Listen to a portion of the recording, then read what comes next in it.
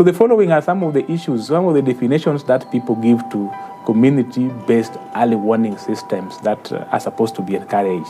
People say they are actually a process of disaster risk management where you bring the community together, particularly the community that is at risk of things like climate change.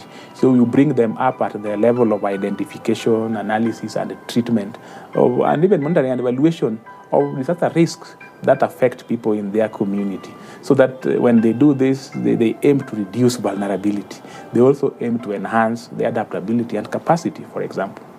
The other way by which we look at the community-based early warning system is as a process which needs active involvement of people in the community. And we give them strong disaster communication and information, and we create awareness among them so that we could have that very inclusive communication ecology that ensures that they receive information and they use that information to be able to model behaviors and actions around alleviating themselves from such disasters. It also involves a process of creating early warning systems which are people-centered. We look at people-centered early warning systems, which gives people very timely warning information, written in understandable messages, particularly targeting all those people who are at risk and calling upon even other actors to participate together with them so that they can change the situation. It is also a case where there is decision-making about things that affect community, and even implementing them revolve around the collectivity of people in that place.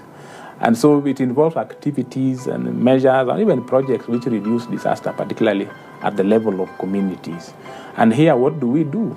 We normally come up with the disaster risk plans. These plans are developed through a consultative process.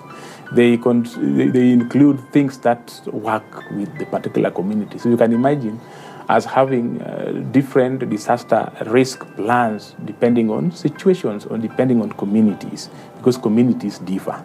It's a people-centered approach that will empower all individuals within at-risk areas.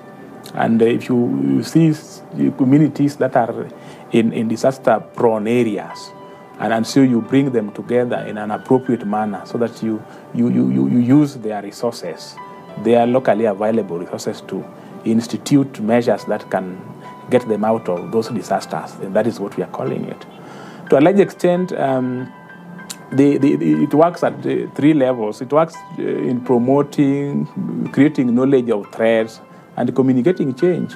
And so when we promote knowledge about threats that are imminent in our communities, if we communicate about these threats that we have, and then we help build a kind of intervention, and then we rally one another to behave or to implement such intervention that will then get them out of that threat,